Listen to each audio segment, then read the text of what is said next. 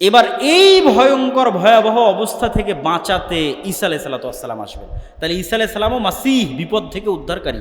কাদেরকে বিপদ থেকে উদ্ধার করতেছেন? বিপদগ্রস্ত মুসলমানদেরকে বিপদ থেকে উদ্ধার করতেছেন। দাজ্জালও মাসিহ, কাদেরকে বিপদ থেকে উদ্ধার করছে? ইহুদি খ্রিস্টান বিপদ থেকে উদ্ধার করতেছে। এবার ঈসা আলাইহিস সালাতু ওয়াস সালামও ওই এক্সট্রা অর্ডিনারি, অতি অলৌকিক ক্ষমতা নিয়ে আসবেন। স্বাভাবিক মানুষের পক্ষে দাজ্জালের মোকাবেলা করা সম্ভব না। আল্লাহ ঈসা আলাইহিস সালাতু ওয়াস সালামকে সেই অলৌকিক ক্ষমতা দিয়ে পাঠাবেন, যেটা তিনি দাজ্জালকে মোকাবেলা করতে পারবেন। সেটা কেমন পাওয়ারফুল? রাসূল সাল্লাল্লাহু আলাইহি ওয়াসাল্লাম বলছেন, ঈসা আলাইহিস সালামের নিঃশ্বাস যত দূর যাবে, কোনো কাফের যদি থাকে নিঃশ্বাসে মারা যাবে। আল্লাহু আকবার! কি অলৌকিক ক্ষমতা নিয়ে তিনি আসবেন। দাজ্জালকে তাকে হত্যা করতে হবে না, যদি শুধু দেখে ইয়াজুবু কামা ইয়াজুবুল মা, লবণ পানিতে দিলে যেভাবে গলে যায় দাজ্জাল সেভাবে গলে যাবে। কিন্তু তারপরও ঈসা আলাইহিস সালাম তাকে হত্যা করবেন এবং রক্ত মানুষকে দেখাবেন যে তাকে হত্যা করেছে। এবার ঈসা আলাইহিস সালাতু ওয়াস সালাম আসলেন দামেস্কে। ঈসা আলাইহিস সালাতু ওয়াস সালাম দাজ্জালকে হত্যা করলেন, মুসলমানদেরকে মুক্তি দিলেন। এবার যেই ঈসা আলাইহিস সালাতু ওয়াস সালাম পৃথিবীর সবচেয়ে ভয়াবহ ফিতনা মোকাবেলা করলেন, যেই ফিতনা ওই মুজাহিদরা মোকাবেলা করতে পারছিল না, যারা সারা পৃথিবী বিজয় করে নিয়েছে। মালহামাতে বিজয় হয়েছে 10 লক্ষ সেনাবাহিনীর বিরুদ্ধে, কনস্টান্টিনোপল বিজয় করেছে, ইতালি বিজয় করে, ওরা পারছিল না দাজ্জালের মোকাবেলা করতে। সেই দাজ্জালের মোকাবেলা করলেন ঈসা আলাইহিস সালাম। এবার এই ঈসা আলাইহিস সালামকে আল্লাহ বলবে, ঈসা, আমার এবার এমন কিছু বান্দা বের হবে যাদের সাথে তুমিও মোকাবেলা করতে পারবে না। অতএব তুমি মুমিনদের নিয়ে তুর পাহাড়ে আশ্রয় নাও। এরা হচ্ছে ইয়াজুজ এবং মাজুজ। ইয়াজুজ এবং মাজুজের সংখ্যাধিক্য সম্পর্কে বলতে গিয়ে রাসূল সাল্লাল্লাহু আলাইহি সাল্লামের একটা সহিহ হাদিস, রাসূল সাল্লাল্লাহু আলাইহি সাল্লাম বলছেন, আদম সন্তানের প্রত্যেক 1099 জন জাহান্নামে যাবে। সাহাবীরা হতভম্ব যে 1099 জাহান্নামে গেলে আমিও জাহান্নামে। 1099 জন, তাহলে আমার তো আর চান্স নাই জান্নাতে যাওয়ার। রাসূল সাল্লাল্লাহু তাদেরকে আশ্বস্ত করলেন, টেনশনের কিছু নাই, এই 999-এর বেশিরভাগই ইয়াজুজ মাজুজ। এখন বেশিরভাগ মানে কত পার্সেন্ট তা রাসূল সাল্লাল্লাহু আর বলেননি। ধরলাম 900 জন, 999-এর 900 জন ইয়াজুজ মাজুজ, ধরলাম 999-এর 600 জন ইয়াজুজ মাজুজ। তাহলে 600 জন 900 জন যদি ইয়াজুজ মাজুজ হয়, তাহলে ইয়াজুজ মাজুজের সংখ্যা কত হতে হবে? আদম থেকে না কিয়ামত পর্যন্ত যা মানুষ আসবে তার 900 গুণ। এখনকার 600 কোটির 900 গুণ নয়, এখন যে 600 কোটি বেঁচে আছে আর 900 গুণ নয়, আদম থেকে না কিয়ামত পর্যন্ত যা মানুষ হবে তার 900 গুণ হতে হবে ইয়াজুজ মাজুজকে। তবে এই হিসাব মিলবে যে 1999-এর বেশিরভাগ জাহান্নামী ইয়াজুজ মাজুজের, নাহলে হিসাব মিলবে না। তো ইয়াজুজ মাজুজ কোথায় আছে? এত বিশাল সংখ্যক ইয়াজুজ মাজুজ। দাজ্জাল কোথায় আছে? এটা নিয়ে কিন্তু অনেক প্রশ্ন মানুষের মনের মধ্যে তৈরি হয় এবং নাস্তিকরা কিন্তু তৈরি করে। এটার 2-3টা উত্তর দিয়ে এবং দাজ্জালের ফিতনা থেকে কিভাবে বাঁচবো সেটা বলে বক্তব্য শেষ করে দেব। ইয়াজুজ মাজুজ দাজ্জাল কোথায় আছে? দেখেন, আমি আবারও বলছি, এখন যা ঘটনার কথা বলা হচ্ছে কিয়ামতের পূর্ব মুহূর্তে, তার চেয়ে ভয়াবহ ঘটনা আগে ঘটে গেছে। এই জন্য বলা হয়েছে দাজ্জালের ফিতনা থেকে বাঁচতে সূরা কাহাফ পড়ো। কেননা সূরা কাহাফে যেই ঘটনাগুলো আছে, এই ঘটনা পৃথিবীর ইতিহাসে সবচেয়ে ব্যতিক্রম ঘটনা। সূরা কাহাফে আছে খিজির আলাইহিস সালাতু ওয়াস সালামের ঘটনা, মুসা আর খিজির। সূরা কাহাফে আছে আসহাবে কাহাফের ঘটনা। সূরা কাহাফে আছে যুলকারনাইন আর ইয়াজুজ মাজুজের ঘটনা।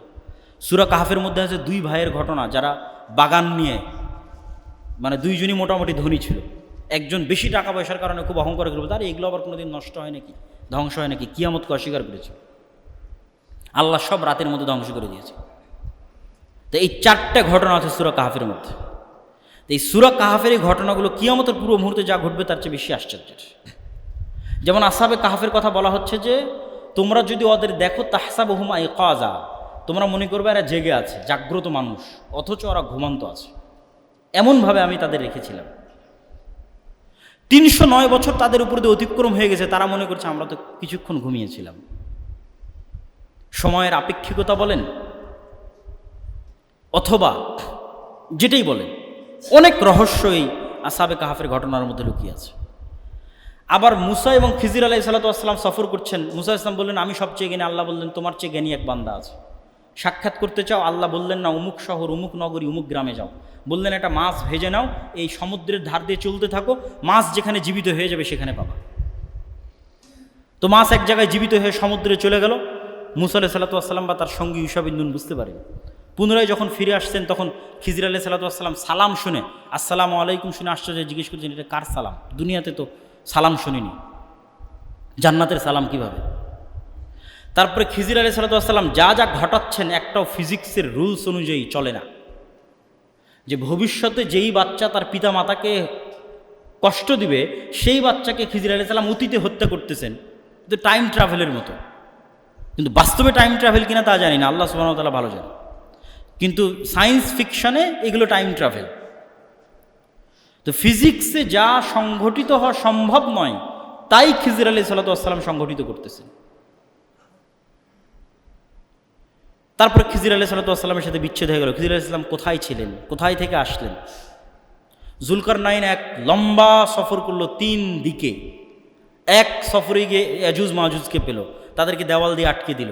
তাহলে ইয়াজুজ মাজুজ কিয়ামতের সময় আসবে, ওটার চেয়ে বেশি আশ্চর্যের যে এত বিশাল সংখ্যক ইয়াজুজ মাজুজকে জুলকারনাইন কোথায় পেল আর কোথায় আটকে রাখলো? তাহলে ঘটনা তো আগেই ঘটেছে। তো এটার উত্তর হচ্ছে আল্লাহ সুবহানাহু ওয়া তাআলা, 1 নম্বর উত্তর, আল্লাহু আলা কুল্লি শাইইন কাদির, আল্লাহ সকল কিছুর উপর ক্ষমতাবান। তিনি আমাদের সাথে এই মসজিদে এখন ফেরেশতারা বসে আছে, ফেরেশতাদের আমরা দেখতে পাই না। এই মসজিদের মধ্যে যদি একটা পাখি ছেড়ে দেন ওই কাঁচে গিয়ে বাড়ি খাবে, জানালা খুঁজে পাবে না। কুকুর আমাকে যেভাবে দেখে আপনি আমাকে সেভাবে দেখেন না, আপনি আমাকে যেভাবে দেখেন কুকুর সেভাবে দেখে না। সাপের দৃষ্টি আমাকে দেখার আরও ভিন্ন। প্রত্যেকটা প্রাণীর আর একটা প্রাণীকে দেখার জগৎ ভিন্ন। মাছ যেই জগতে বসবাস করে ওই জগতে আমরা বসবাস করতেই পারবো না। মাছ পানির জগতে বসবাস করে, সেই জগতে পৃথিবীর আর কোনো সৃষ্টি বসবাসই করতে পারবে না। তাহলে মাছের জগতের চিন্তা চেতনা এবং রুলস ভিন্ন। তো এই জন্য একই পৃথিবীতে বসবাস করার পরও ডাইমেনশন আলাদা হলে পাশাপাশি থাকতে পারবে। জিনেরা আছে, ফেরেশতারা আছে, আল্লাহ সুবহানাহু ওয়া তাআলা সেভাবেও রাখতে পারে। ওয়া হুয়া আলা কুল্লি শাইইন কাদির। অথবা এটাও হতে পারে আল্লাহ সুবহানাহু ওয়া তাআলা বলছেন, আমি 7 আসমান 7 জমিন সৃষ্টি করেছি। 7 আসমান সৃষ্টিতে যা সময় লেগেছে 7 জমিন সৃষ্টিতে তাই সময় লেগেছে, এবং 7 জমিনও আমার আদেশ ওহী অবতীর্ণ। তো 7 জমিনের কোনো এক জমিনেও থাকতে পারে, কিন্তু নিশ্চিত করে বলা সম্ভব নয়। কিন্তু আপনি কোনো যুক্তি দিয়ে এটাকে খণ্ডন করতে পারবেন না যে আমি দেখতে পাচ্ছি না, আমার ক্যামেরা আমার প্রযুক্তির লেন্সের মধ্যে আসতেছে না, ফলত দাজ্জাল এবং ইয়াজুজ মাজুজ নাই, ফলত দাজ্জাল আমেরিকা, ফলত দাজ্জাল এআই, ফলত ইয়াজুজ মাজুজ মুখ না। আল্লাহ সুবহানাহু ওয়া তাআলা সর্বশক্তিমান। এরা আদমের সন্তান, দাজ্জালও আদমের সন্তান, ইয়াজুজ মাজুজও আদমের সন্তান। এটাই কোরআন এবং হাদিসের কথা। ফলত আদমের সন্তান হিসেবেই তাদের আবির্ভাব হবে। আল্লাহ সুবহানাহু ওয়া তাআলা তাদেরকে যেভাবে তার পক্ষে সম্ভব সেভাবে আল্লাহ সুবহানাহু ওয়া তাআলা তাদেরকে মানুষের থেকে আড়ালে রেখেছেন। যেভাবে সম্ভব হবে সেভাবে তাদের আবির্ভাব ঘটবে। ইয়াজুজ মাজুজের ফিতনার পরে ঈসা আলাইহিস সালাম তুর পাহাড়ে যখন কোনো খাবার নাই, ওই সেম কষ্ট যে কষ্টে দাজ্জালের সময় মুসলমানেরা পড়েছিল, ওই সেম কষ্টে এবার নবী সহ মুমিনেরা পড়ে আছে। এবার ফায়ারগাবু নবিয়ুল্লাহ ঈসা ইলাল্লাহ, যেই নবীর হাতে দাজ্জালের পতন হলো ওই নবী এবার আল্লাহর কাছে কাঁদতেছে খাবারের জন্য। হাদিস সহিহ, খাবারের ব্যবস্থা করে দেন, এই বিপদ থেকে উদ্ধার করেন। তাহলে বোঝা যাচ্ছে আল্লাহর সাহায্য ছাড়া কিছুই সম্ভব নয়। কে কত বড় ক্ষমতাশালী, কে কত বড় আল্লাহওয়ালা, কে কত বড় নবী, আল্লাহর সামনে অসহায়। ফাকির ইলা রাহমাতিল্লাহ, আল্লাহর দয়া করুণা এবং রহমতের মুখাপেক্ষী। এটাই আল্লাহ শিক্ষা দিচ্ছে। তোমার হাতে দাজ্জালকে হত্যা করালাম, এখন সেই ঈসা আল্লাহর কাছে কাঁদতেছে, ঈসা আলাইহিস সালাম। তারপর আল্লাহ দোয়া কবুল করবেন এবং ইয়াজুজ মাজুজ কামাউতি নাফাসিন ওয়াহিদ, একটা মানুষ মারা গেলে যেমন হয় কোটি কোটি ইয়াজুজ মাজুজ একসাথে ওইভাবে মারা যাবে। আল্লাহ এমন এক রোগ দিয়ে দিবেন একসাথে, এট এ টাইম, এট এ সেকেন্ডে সব ইয়াজুজ মাজুজ মারা যাবে। ঈসা আলাইহিস সালাম তুর পাহাড় থেকে নেমে আসবেন, পৃথিবীতে বসবাস করার মতো কোনো জায়গা থাকবে না, দুর্গন্ধে। আবার ঈসা আলাইহিস সালাম আল্লাহর কাছে কান্নাকাটি করবে। হাদিসে বলা হচ্ছে মুমিন মুজাহিদের আল্লাহর কাছে কান্নাকাটি করবে, আল্লাহ এই বিপদ থেকে বাঁচান। পৃথিবী অনাবাদযোগ্য। আল্লাহ এক প্রকার উটের আকৃতি স্বরূপ এক প্রকার পাখি পাঠাবেন, যারা এগুলো সব লাশ তুলে নিয়ে গিয়ে এমন এলাকায় ফেলে দিবে যেখানে মানুষ বসবাস করে না, উত্তর মেরু, দক্ষিণ মেরু, সাইবেরিয়া, আল্লাহ ভালো জানে কোথায়। তারপরে এক বৃষ্টিতে সারা পৃথিবী ধুয়ে মুছে সাফ করে দেওয়া হবে এবং মানুষের বসবাস উপযোগী হবে। এবার জমিনকে বলা হবে তোমার মধ্যে যা রহমত বরকত আছে সব বের করে দাও। একটা বেদানা একটা বংশ খাবে, একটা গ্রাম খাবে, একটা গাভীর দুধ একটা গ্রাম খাবে, একটা এলাকা খাবে, একটা বংশ খাবে। রহমত এবং বরকতের কোনো অভাব হবে না, কোনো যুদ্ধ নাই, বিগ্রহ নাই, জুলুম নাই, অন্যায় নাই। এই শাসন চলবে 7 বছর, কোনো বর্ণনায় আছে 10 বছর। তারপরে এক শীতল বাতাসে সব মুমিন মুসলিম ঈসা আলাইহিস সালাম সবাই মারা যাবে। তারপরে শেরারুন নাস, ফাসেক ফাজের মানুষেরা বেঁচে থাকবে। ওই যে আপনারা হাদিসে শোনেন কোরআন থাকবে না, আল্লাহর নাম নেওয়ার কেউ থাকবে না, মানুষ পশু পাখির মতো ওপেন খোলা মাঠে জেনায় লিপ্ত হবে, এগুলো হবে এখন, ঈসা আলাইহিস সালামের আগে নয়। ঈসা আলাইহিস সালামের আগে তো মানুষের ঈমান এই লেভেলে পৌঁছে যাবে যে 10 লক্ষ সেনাবাহিনীকে পরাজিত করে দিয়েছে নতুন নবী ছাড়া, নতুন কোরআন ছাড়া, আমার এবং আপনার মতো মুসলমানেরা পৃথিবী বিজয় করে নিচ্ছে। এবার শেষ কথা, সামারি কথা, যেটা বলে বক্তব্য শেষ করে দেব, সেটা কি, এই ফিতনা থেকে বাঁচবেন কিভাবে এবং এই ঘটনা থেকে শিক্ষা কি। বাঁচার রাস্তা বক্তব্যের শুরুতেই বলে দিয়েছি, দুইটা ঈমান যত মজবুত হবে পৃথিবীর সকল ফিতনা থেকে আপনি তত বাঁচতে পারবেন। এক, পরকালকে যদি চোখে দেখতে পারেন, আর দুই, আল্লাহর উপর ঈমান যদি মজবুত হয়, পুনরুত্থানের উপর বিশ্বাস যত মজবুত, জান্নাত জাহান্নামের উপর ঈমান যত মজবুত, পৃথিবীর সব ফিতনা মোকাবেলা করা তত সহজ। আসহাবুল উখদুদের ঘটনা আল্লাহ সূরা বুরুজের মধ্যে বলেছে, তাদেরকে বলা হলো কি, হয় ঈমান ছাড়ো, না হলে আগুনের মধ্যে ঢুকে পড়ো। তারা কিন্তু আগুনের মধ্যেই ঢুকে গেল, কুতিলা আসহাবুল উখদুদ, আগুনের মধ্যেই ঢুকে গেল, কিন্তু ঈমান পরিত্যাগ করেনি। তাহলে ওরা আগুনের মধ্যে ঢুকলো কেমনে সম্ভব? বিশ্বাস যখন এই মাত্রায় পৌঁছে গেছে যে এই আগুনই জান্নাত, আর আমার বাড়িতে যে এসি ফ্রিজ থাকার সুন্দর আরাম আয়েশ আছে, ওটাই জাহান্নাম, পরকালকে দেখতে পাচ্ছি যে আমি যদি আগুনে ঢুকি তাহলে আগুনে ঢুকছি না জান্নাতে ঢুকছি? বলেন না কেন? আগুনে ঢুকছি না জান্নাতে ঢুকছি? জান্নাতে ঢুকতেছি। এই মাত্রার বিশ্বাস যেদিন অর্জন করতে পারবেন, পৃথিবীর সব ফিতনা থেকে আপনি মুক্ত হয়ে যাবেন। বিশ্বাসের মাত্রা হতে ওই লেভেল যে এটা তো ওসিলা, এটা আমার জান্নাতে যাওয়ার ওসিলা, আমি আগুনে ঢুকতেছি না জান্নাতে যাওয়ার ওসিলা অবলম্বন করতেছি। ধরেন মৃত্যুকে আপনি ভয় পাচ্ছেন, তাহলে মৃত্যুকে যদি ভয় পান আপনি তো ফিতনা থেকে মুক্ত হতে পারবেন না। তাহলে মৃত্যু কি? এ জান্নাতে যাওয়ার ওসিলা, আমি তো জান্নাতে ঢুকতেছি, তাহলে মৃত্যু আপনার কাছে ইজি হয়ে যাবে। মরার জন্য সবসময় প্রস্তুত থাকবেন, কোনো ফিতনা আপনাকে আটকাতে পারবে না। ঠিক তেমনি ধন দৌলত দুনিয়াবি টাকা পয়সা আপনার পকেটে থাকতে পারে, কিন্তু যদি আপনার অন্তরে জায়গা করে নেয়, 1 টাকার প্রতি যদি ন্যূনতম লোভ আপনার থাকে অবৈধ, আপনি কিন্তু দাজ্জালের ফিতনা থেকে বাঁচতে পারবেন না। কেন? দাজ্জালের সময় সব টাকা পয়সা ধন দৌলত থাকবে দাজ্জালের অনুসারীর, আর মুমিন মুসলিম মুজাহিদেরা থাকবে ফকির মিসকিন, খাবারেরও টাকা পয়সা নাই। তাহলে আজকের যারা ক্ষমতাধর, আজকের যারা টাকা পয়সাওয়ালা, এদের পিছিয়ে পিছিয়ে যখন আপনি ঘুরতেছেন তখন এটা মাথায় রাখতে হবে যে আপনি অবৈধভাবে যখন এটার পিছনে ঘুরতেছেন তাহলে আপনি দাজ্জালের ফিতনা থেকে বাঁচতে পারবেন না। কেন? আজকের 1 টাকার লোভ আপনি সামলাতে পারছেন না, ওই দিন আপনি ঈমান হারিয়ে ফেলবেন। কেন? ওই দিন সব টাকা পয়সা তো দাজ্জালের কাছে, সব ক্ষমতা তো দাজ্জালের কাছে। ওই দিন যে মৃত্যুকে অ্যাকসেপ্ট করে নেবে যে না খেয়ে মারা যাব, কেননা এটাই আমার জান্নাতে যাওয়ার রাস্তা, ও ফিতনা থেকে বেঁচে যাবে। তাহলে পরকালের প্রতি ঈমান এবং পুনরুত্থানের প্রতি আল্লাহর প্রতি ঈমান যত মজবুত, ফিতনা থেকে বাঁচার রাস্তা তত মজবুত। শেষ কথা কি, ঈসা আলাইহিস সালাতু ওয়াস সালামের আগমন, দাজ্জালের আগমন, ইমাম মাহদির আগমন, এগুলো বড় ঘটনা নয়, এগুলোর চাইতে বড় ঘটনা আগে ঘটে গেছে। সেটা হচ্ছে কোরআনের প্রেরিত হওয়া আর মুহাম্মদ সাল্লাল্লাহু আলাইহি ওয়াসাল্লামের প্রেরিত হওয়া। কেন এটা সবচেয়ে বড় ঘটনা বললাম? ঈসা আলাইহিস সালামও যখন আসবেন তখনও নতুন কোনো কোরআন আসবে না, ঈসা আলাইহিস সালামও এই কোরআনের উপরই আমল করবে।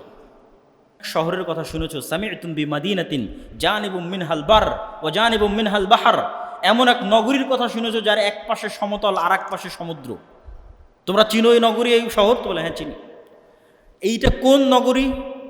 কিছু আলেম ওলামা বলেছে এটাই কনস্টান্টিনোপল, ইস্তাম্বুল, কেউ বলেছেন এটা ইতালির রাজধানী রোম। তো রাসূল সাল্লাল্লাহু আলাইহি ওয়াসাল্লাম বলছেন লা তাকুমুস সাআ, ততদিন পর্যন্ত যুদ্ধ হবে না যতদিন না ইসহাক আলাইহিস সালাতু ওয়াস সালামের বংশের 70,000 মুসলমান এই শহর যুদ্ধ করে বিজয় না করছে।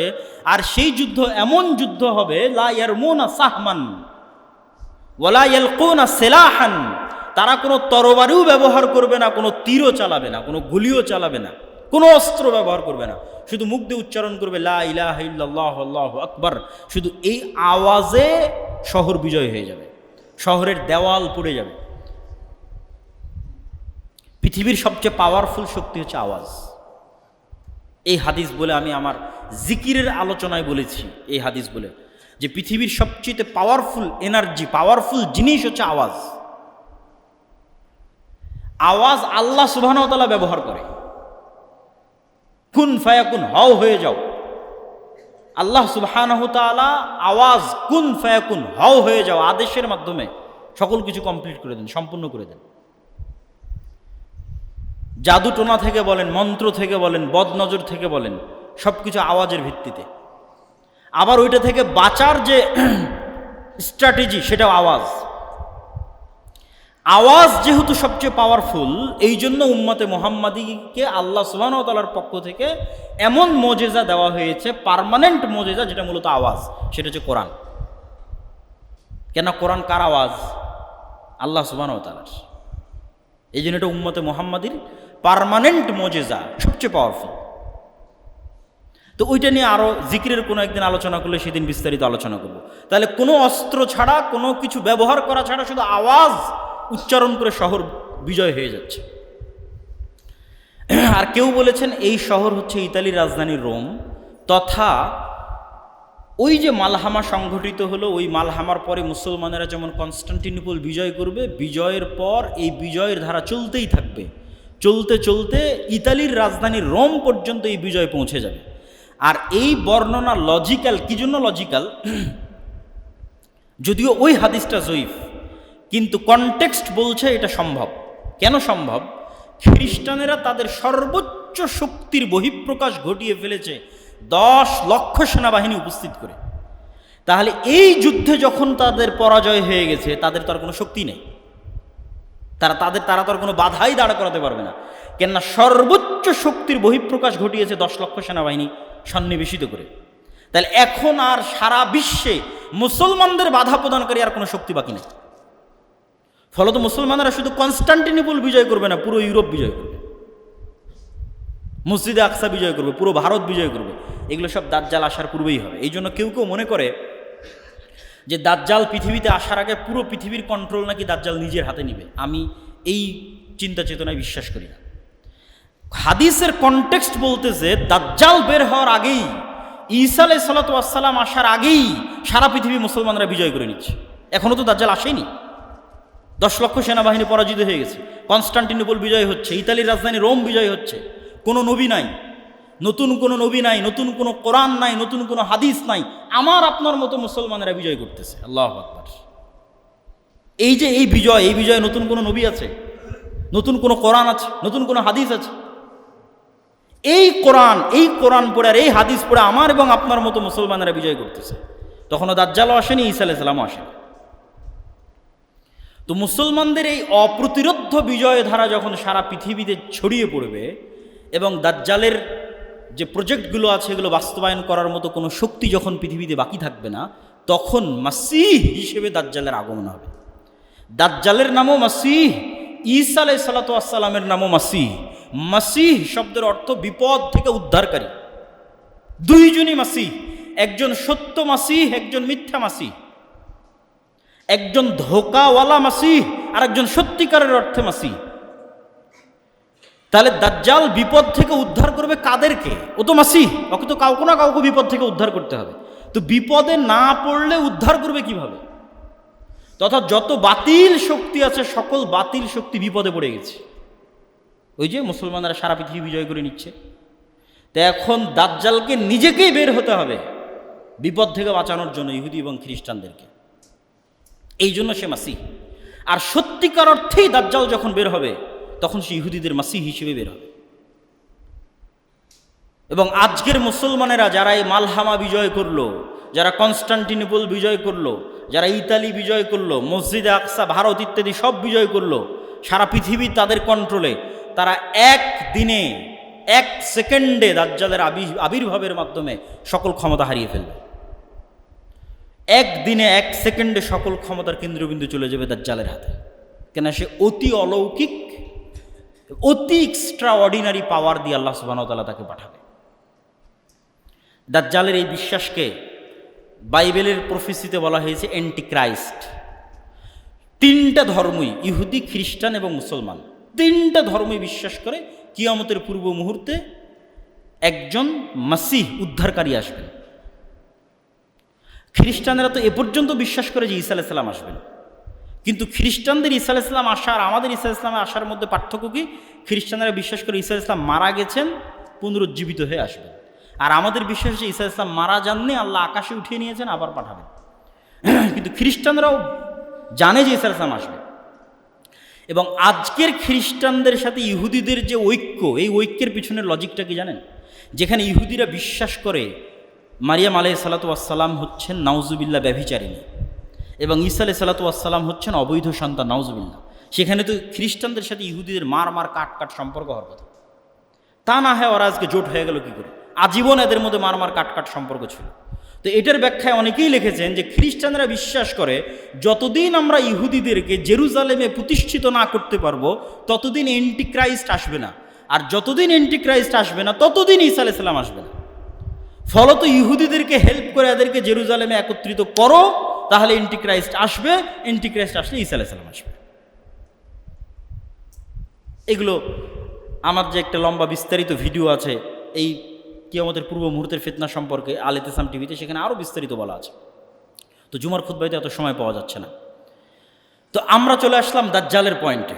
মুসলমানদের এই যে ধারাবাহিক বিজয়, এই বিজয়ের পরিপ্রেক্ষিতে এবার দাজ্জাল বের হবে। দাজ্জাল সম্পর্কে রাসূলুল্লাহ সাল্লাল্লাহু আলাইহি ওয়াসাল্লামের দুইটা হাদিস না বললেই নয়। একটা হাদিস হচ্ছে তামিম আদ-দারির হাদিস, যে একদিন আল্লাহর নবী মসজিদে নববীতে সব মানুষকে সালাতের বলে যে বসো। আজকে আমি তোমাদেরকে নিজে থেকে কোনো হাদিস শোনাতে আসিনি, আজকে আমি এমন এক হাদিস শোনাবো যে হাদিস তামিম আদ-দারি আমাকে শুনিয়েছে। যেই হাদিসের কথা আমি তোমাদের বলতাম, আমি তোমাদের দাজ্জালের গল্প শোনাতাম, আজ তামিম আদ-দারির মুখে তোমরা শোনো দাজ্জালের গল্প। তামিম আদ-দারি আমাকে শোনাচ্ছে। সে তামিম আদ-দারি এসে রজুলান নাসরানিয়ান বায়া ওয়া আসলামা, সে তামিম আদ-দারি এসে আগে আমার হাতে হাত রেখে ইসলাম গ্রহণ করেছে, বায়াত করেছে, তারপরে ঘটনা শুনিয়েছে। এখন সেই ঘটনা আমি তোমাদের শোনাচ্ছি, যে তামিম আদ-দারি লাখম এবং জুজাম এই দুইটা গোত্রকে নিয়ে নৌকাতে করে, জাহাজে করে, পানি জাহাজে করে আরোহণ করেছিল। 1 মাস লাইবা বিহিমুল মাউজ, সমুদ্রের ঝড় বৃষ্টি বাতাসে কোন দিকে জাহাজ যাচ্ছে বুঝতে পারে না। 1 মাস পর যখন জাহাজ থেমেছে তখন একটা দ্বীপে গিয়ে ভিড়েছে। সেই দ্বীপে যখন তারা নামে তখন দেখে দাব্বাতুন, একটা প্রাণী, যেই প্রাণী এত বেশি লোমে ঢাকা যে লা ইউদরা লা ইউরাফু কুবুলুহু মা কুবুলুহু মিন দুবুরিহি লিকাসরাতি শারি, অতিরিক্ত চুল দিয়ে ঢাকা থাকার কারণে মুখ কোন দিকে আর পিছন কোন দিকে তা বোঝা যাচ্ছে। তখন আমরা বললাম ওয়াইলাক, তোমার ধ্বংস হোক, মা আনতি, কে তুমি? তো বলে, ও উত্তরে বলে আনাল জাসসাস, আমি হচ্ছে গোয়েন্দা। তো প্রাণী কথা বলতেছে, পশু প্রাণী কথা বলতেছে, এইটাতে আশ্চর্য হয়, তারা মনে করছে এতে জিন। আমরা তো কোনোদিন কোনো গরু ছাগলকে কথা বলতে দেখিনি, বাঘ মহিষ ভেড়াকে কথা বলতে দেখিনি, কিন্তু একটা প্রাণীর মতো আকৃতি, এ কথা বলে কিভাবে? তো কিয়ামতের পূর্ব মুহূর্তে আর একটা আলামত আছে দাব্বাতুল আরজ বের হওয়ার, যে প্রাণী কথা বলবে, এবং এটা অসম্ভব কঠিন কিছু না। আর মানুষের তৈরি এআই, আর্টিফিশিয়াল ইন্টেলিজেন্স কথা বলতেছে সবসময় আপনার সাথে, চ্যাট জিপিটি, জেমিনি। তো আল্লাহ সুবহানাহু ওয়া তাআলার তৈরি, যার মধ্যে রূহ আছে, ওর মধ্যে তো রূহ আছে। গরু ছাগল মহিষ ভেড়া কথা বলতে পারবে না? আল্লাহ কথা বলার তৌফিক দিলে কথা বলতে পারবে, অস্বাভাবিক অসম্ভব কিছু না। তো তাকে আমরা বললাম তুমি মনে হয় জিন। তো বলে তাহলে আশেপাশে একজন মানুষ আছে, তোমাদের অপেক্ষা আছে, সেখানে যাও। আমি দ্রুত শর্টকাটে শেষ করে দিচ্ছি। আমরা তাড়াহুড়া করে তার কাছে গেলাম, গিয়ে দেখি আযামু ইনসানিন, বিশাল দেহের একটা মানুষ। এই জায়গায় অনেক নাস্তিক যুক্তি স্থাপন করেছে যে এত বিশাল দেহের দাজ্জাল মানুষ আবার কীভাবে হতে পারে, যেখানে রাসূল সাল্লাল্লাহু আলাইহি ওয়াসাল্লাম বলছেন আমাদের পিতা আদম আলাইহিস সালাতু ওয়াস সালাম 60 হাত, 60 হাত মানে 10 তলার সমান উঁচু। তা আদম আলাইহিস সালাতু ওয়াস সালাম যদি 10 তলার সমান উঁচু হতে পারে, তো তার সন্তান দাজ্জাল বড় হতেই পারে। আমরা না হয় সাইজে খাটো হয়ে গেছি, তার মানে দাজ্জাল বড় হবে না, এটা অস্বীকার করার কোনো ওয়ে নাই, যেখানে আদম আলাইহিস সালাম নিজেই 10 তলার সমান উঁচু। এবং জান্নাতে যখন মানুষ যাবে তখন আদম আলাইহিস সালাতু ওয়াস সালামের আকৃতির হবে, পিতার আকৃতিতে মানুষ জান্নাতে প্রবেশ করবে। তো আমরা আমাদের দেখে সে জানতে চাইলো, তাকে রশি দিয়ে বাঁধা আছে, লোহার জিঞ্জির দিয়ে বাঁধা আছে। জানতে চাইলো আমরা কারা। আমরা বললাম আমরা এই। তারপরে সে 3টে প্রশ্ন করলো, যে নাখাল বাইসান সম্পর্কে বলো, আইনে জোগার সম্পর্কে বলো, বহাইরা তাবারিয়া সম্পর্কে বলো, নাবিয়ুল উম্মিন সম্পর্কে বলো। বহাইরা তাবারিয়াকে ইংরেজিতে বলা হয় লেক অফ টাইবেরিয়া অথবা সি অফ গ্যালিলি, এটা ইসরায়েলের সীমানার অন্তর্ভুক্ত এখন। এবং বাইবেলের প্রফেসি অনুযায়ী, তাওরাতের প্রফেসি অনুযায়ী ঈসা আলাইহিস সালাতু ওয়াস সালাম যত মুজিজা দেখাতেন তার বেশিরভাগ এই সি অফ গ্যালিলির আশেপাশে দেখাতেন। এই জন্য সারা ইউরোপ এবং আমেরিকা থেকে এই sea of Galilee, lake of Tiberias দেখার জন্য খ্রিস্টানরা আসে, ভিজিট করতে আসে। তো বলে ওখানে কি পানি আছে? তো বলে হ্যাঁ আছে। তো বলে অচিরেই সেখানে একদিন পানি থাকবে না। নাখল বাইসান সম্পর্কে বলো। বাইসান এই শহরটাও বর্তমান ইসরায়েলের সীমানার অন্তর্ভুক্ত একটা শহর। বর্তমান হিব্রু নাম হচ্ছে বাইত শিয়ান। হিব্রু এবং আরবি খুবই মিল সম্পূর্ণ একটা ভাষা। এবং নবীদের নামের উচ্চারণে ইংরেজির সাথে উল্টাপাল্টা হয়েছে আরবিতে, কিন্তু হিব্রুর সাথে হবে না। যেমন ইংরেজিতে গিয়ে ইউসুফকে বলেছে জোসেফ, কিন্তু হিব্রুতে হবে না। হিব্রুতে ইউসুফ, ইউসুফি। হিব্রু এবং আরবি খুবই নিকটস্থ এবং মিলওয়ালা ভাষা। তো ইহুদিদের মূল তাওরাত হিব্রুতে। তো হিব্রু ভাষা অনুযায়ী বাইছিয়ান, আরবিতে বাইসান। ওখানে একটা খেজুর বাগান আছে, অচিরেই সেখানে খেজুর আবাদ হবে না। আর একটা ঝর্ণার কথা বলো আইনে জোগার। তো তাওরাত এবং বাইবেলের বর্ণনা অনুযায়ী লূত আলাইহিসসালামের শহরকে যখন আল্লাহ উল্টিয়ে দিলেন, তখন লূত আলাইহিসসালামকে যেই ঝর্ণার পাশে আশ্রয় দেওয়া হয়েছিল সেই ঝর্ণা হচ্ছে আইনে জোগার। এই জন্য আজকের খ্রিস্টানরা ওই আইনে জোগার ভিজিট করতে আসে। তো বলে ওখানে যে পানি আছে, এই পানি একদিন থাকবে না। আর সর্বশেষ কি, যিনি লিখতে জানেন না, পড়তে জানেন না, এই নবীর কী খবর? আমাদের নবী মুহাম্মদ সাল্লাল্লাহু আলাইহি ওয়াসাল্লাম লিখতে জানেন না, পড়তে জানেন না, তো বলে তিনি তো এসেছে। এই হলো দাজ্জালের সাথে তামিমাত-দারির কথোপকথন। এই কথোপকথনের পর রাসূল সাল্লাল্লাহু আলাইহি ওয়াসাল্লাম বললেন যে দাজ্জাল পৃথিবীতে বের হবে, 40 দিন পৃথিবীতে থাকবে। তার প্রথম দিন হবে 1 বছর, দ্বিতীয় দিন হবে 1 মাস, তৃতীয় দিন হবে 1 সপ্তাহ, আর চতুর্থ দিন থেকে বাকি 37 দিন হবে স্বাভাবিক দিন। তথা ইন টোটাল 1 বছর 2 মাস 14 দিন পৃথিবীতে অবস্থান করবে দাজ্জাল। কিভাবে দাজ্জালের আসার পর একদিন 1 বছরের সমান হবে আল্লাহ সুবহানাহু ওয়া তাআলা ভালো জানে। কিন্তু আল্লাহ সুবহানাহু ওয়া তাআলার মূলনীতি অনুযায়ী পৃথিবী পরিচালনায় আল্লাহর সুন্নাত যদি মানুষ অ্যানালাইসিস করে, তাহলে দেখবে যে আল্লাহ সুবহানাহু ওয়া তাআলা সাধারণত হুট করে কিছু করেন না, ঘটনার পরিপ্রেক্ষিতেই ঘটনা ঘটতে থাকে। এটাই নিয়ম। তথা ইউসুফ আলাইহিস সালাম কুয়ায় পড়ে গেছে, তো আল্লাহ জিবরাইলকে পাঠাবেন যে যাওয়াকে কুয়া থেকে বাঁচাও। সাধারণত আল্লাহ এরকম করেন না। ওইটা একটা ঘটনার প্রেক্ষিতেই আল্লাহ ইউসুফকে বাঁচাবেন। একদল ব্যবসায়ী ওদিক দিয়ে যাচ্ছে, ওদের পানির দরকার হচ্ছে, পানি উঠানোর জন্য কুয়াতে বালতি ফেলতেছে, সেই বালতির সাথে ইউসুফ আলাইহিস সালাম উঠে আসতেছে, ঘটনার মাধ্যমে আল্লাহ তাকে বাঁচাচ্ছেন। যখন মানুষ ইউসুফ আলাইহিস সালামকে জেলে দিয়ে দিল, তো জেলের দরজা ভেঙে, জেলের গেট ভেঙে ফেরেশতা পাঠিয়ে ইউসুফকে বের করা, এটা আল্লাহর জন্য তো কিছুই না। কিন্তু ইউসুফ আলাইহিস সালামকে জেল থেকে বের করা হবে অত্যন্ত ধারাবাহিক একটা ঘটনা পরিক্রমায়। বাদশা স্বপ্নে দেখবে, সেই স্বপ্নের ব্যাখ্যা কেউ জানে না, কে জানে? ইউসুফ জানে। ইউসুফকে ডাকো, স্বপ্নের ব্যাখ্যা করতে গিয়ে তাকে মুক্তি দিয়ে দিচ্ছে। সাধারণত আল্লাহ সুবহানাহু ওয়া তাআলা লাতিফ, তিনি যা কিছু করেন সূক্ষ্মভাবে করেন, হুট করে হুমজিগেল আল্লাহ সুবহানাহু ওয়া তাআলা সাধারণত করেন না। আল্লাহ চাইলে করতে পারেন, যে এখনও আল্লাহ সুবহানাহু ওয়া তাআলা চাইলে করতে পারেন যে সূর্যকে থামিয়ে দিলেন, একদিন 1 বছরের সমান হয়ে যাবে।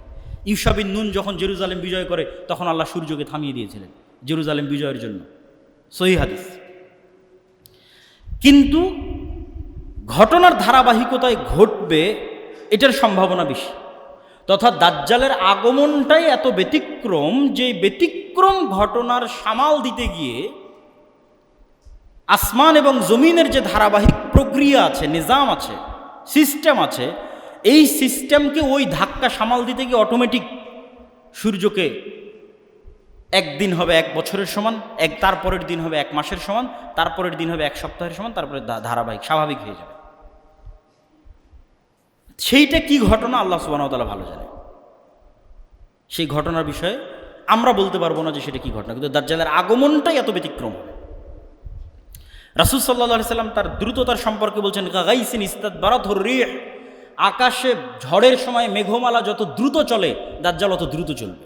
তা আল্লাহ নবী কেনই বা মেঘের উদাহরণ দিলেন, আর কেনই বা ঝড়ের উদাহরণ দিলেন? রাসূল সাল্লাল্লাহু আলাইহি সাল্লাম তো আর জানতেন না যে আকাশে বিমান উড়ে, আকাশে রকেট উড়ে, তাও জানতেন না। কিন্তু উদাহরণ দিচ্ছেন কি, মেঘমালা ঝড়ের সময় যত দ্রুত চলে, দাজ্জাল সেইভাবে চলবে।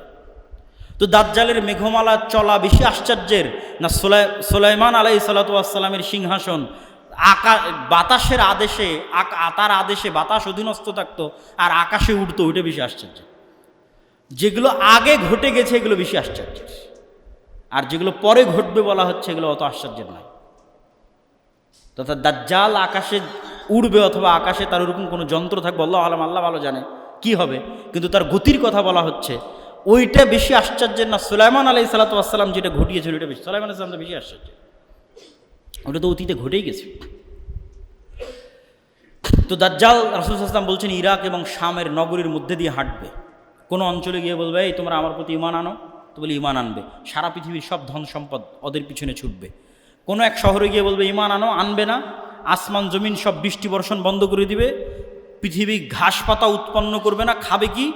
আগে থেকে যে ফার্নিচার আছে কাঠের, এগুলো চাবিয়ে চাবিয়ে খাবে, জ্বালিয়ে জ্বালিয়ে খাবে। রাসূল সাল্লাল্লাহু হাদিসে বলছেন ধনুক তীর সেগুলো থেকে মানুষ খাবার অন্বেষণ করবে ঈমান বাঁচাতে গিয়ে, ভয়ঙ্কর ভয়াবহ অবস্থা।